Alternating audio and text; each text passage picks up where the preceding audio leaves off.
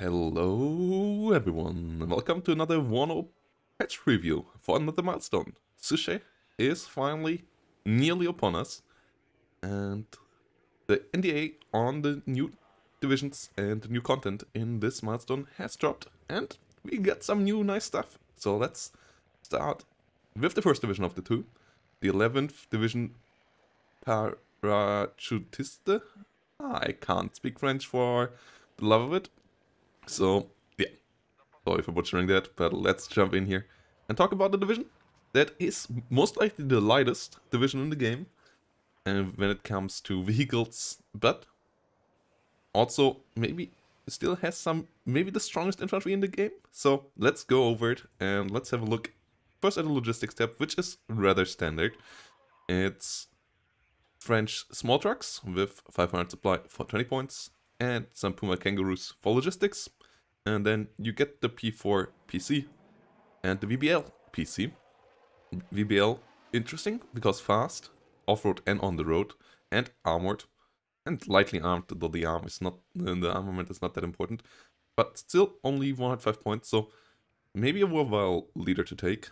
Puma PC and the helicopter CV, but those are not too popular at the moment, so yeah, I also don't really see a reason why you should take these over the VBL PC or the P4 PC.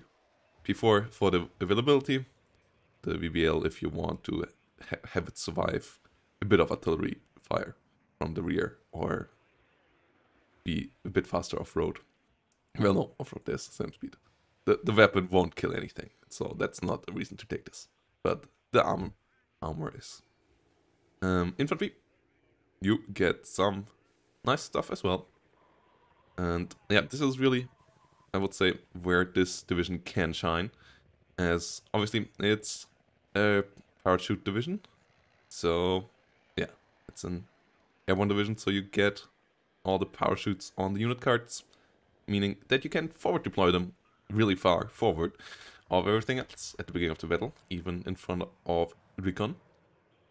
In front of the normal recon forward deployment. And you get really good units here. The first two units are your not so great but numerous, the Privat and the Reservists that we already know from the 5th Blindé. But then you start with good units. The Sapper Paras, classic TNT Paras. And then you get the Sapper Paraflam, which has a flamethrower. And you get 2 cards of them. So you can get 2 cards of flamethrower infantry in the deck, which is a first, and which means that forest fights against you will be nasty for your opponent if you play this deck. Then command powers are decent. Parachutiste is your normal baseline infantry, 10-man squadron, the pretty good LRAC, and then the legionnaire powers get the Apilas on top of that. Same weapon loadout otherwise, but yeah, you get the Apilas and you have 2 cards of these as well, so you can have 12 squadrons of frontline infantry with Apilas if you want to, and you get even more Apilas if you take the group anti-char paras with Apilas. So the amount of Apilas and flamethrowers you get in this deck combined is pretty nasty. And then if you want to have some Helo-borne units that also have Apilas, you get the AIRBORNE, which for 55 points are a pretty solid infantry. We already know them from the Territorial Commando Süd. As you can see, a couple of UI changes have been made here as well. Yeah, Territorial Commando Süd. And you get 3 cards of these here as well. So the amount of good infantry that you get is pretty nice. Milan in Para version comes in as well. Like, nothing here is super fancy, but it's all pretty cost efficient and strong. And I would say 2 cards of flamethrowers is pretty powerful. Then the artillery tab, not so powerful. It's yeah, it is a small howitzer, a 105mm howitzer. It's a normal mortar, or a mortar that looks like it's from World War II, as it is coming on a relatively old-looking truck. So yeah, that's the other option. The first mortar on a truck instead of a tracked vehicle, or at least armored vehicle. Yeah, this is looking kind of fancy as well. Like good old World War II vintage here going on. Yep, then we got the tank tab, which is the lightest tank tab in the game. Only 3 options, and none of these have particularly good armor. 2 of them have no armor at all. Both come with a Milan 2 at least, which is nice, including one more of these trucks. That brings out a Milan 2, with both this one having more ammo, and also one other thing it had. Forgot what the other advantage was. Ah yeah, more hit points on the vehicle.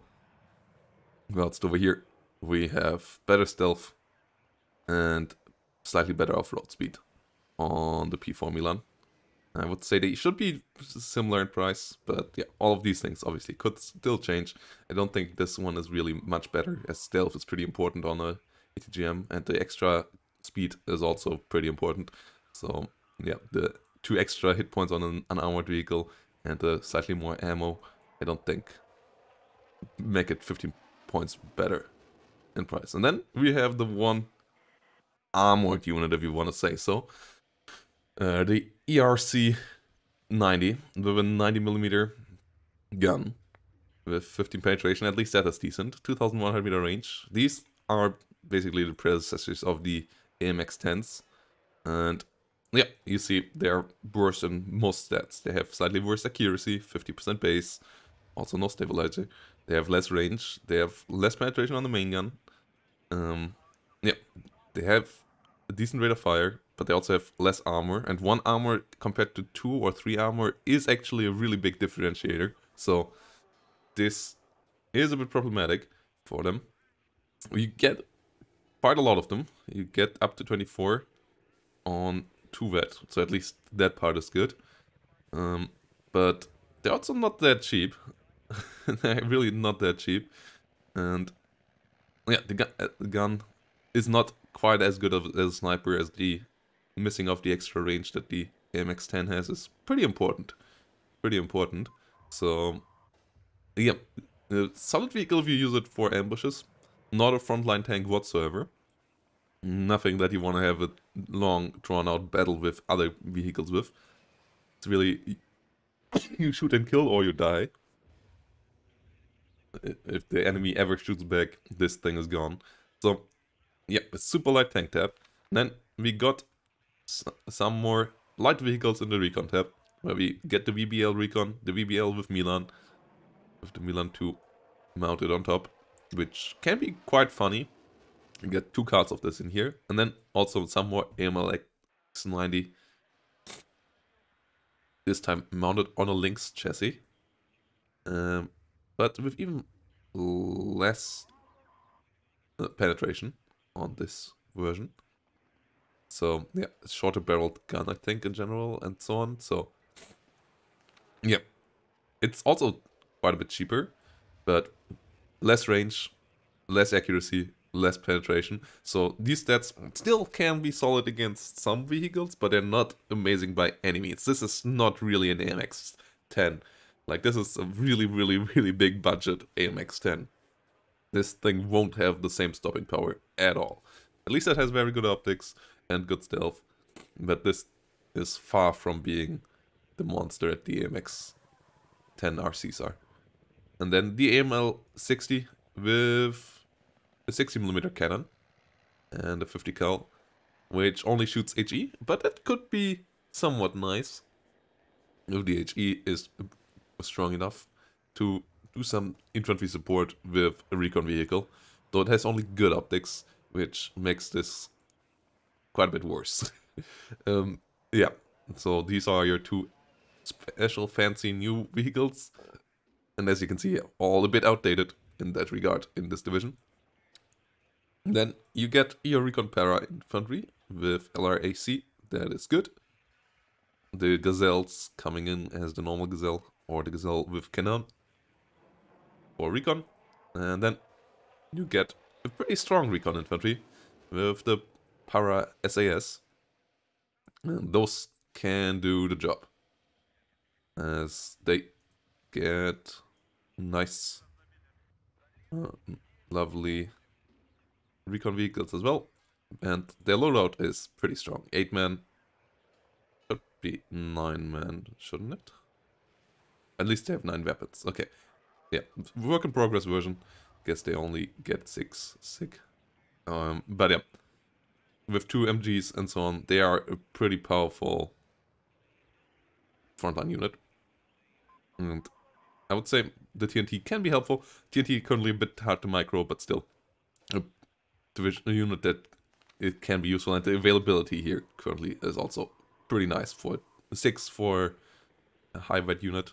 But this division needs it. But yeah, with 2 cards of these, you can do some damage. And then AA, another tab that you're pretty light on. Nothing here is super fancy. You get your 20 millimeters on the ground. Single barrel, this one. Single barrel 20 millimeter on a truck. And then you get a Mistral on a truck. Which also looks kind of hilarious. I'm not gonna lie. Looks like a Maxim truck out of World War II. Really. Yeah. 70 points. Get a lot of shots out of this at least. Accuracy is decent as well. But and it's fast to maneuver around. Normal Mistrals with 6 shots. Teams, but you really have nothing with above 2,400 meter range here. And then you get Mistrals on a helicopter. Mistrals are good AA missile to be on a helicopter. Like, good range against helicopters, good accuracy, 5 damage. Like, that is all fine, but really, dealing with airplanes is not what this AA tab does. And dealing with helicopter, it does okay, but it's also not amazing at it. Your own helicopters, though, are somewhat fancy. Yeah, you get the classic Gazelle Cannon, and then you get something that looks really cool. And that is the Puma Pirat. And that has a 20mm on the side. And can be used as a gunship, basically. Using its 20mm here on the side to shoot at the enemy. Has more hit points than the Gazelle Cannon, so it can tank 1 Mistral also, which is the reason why it's 5 points more expensive.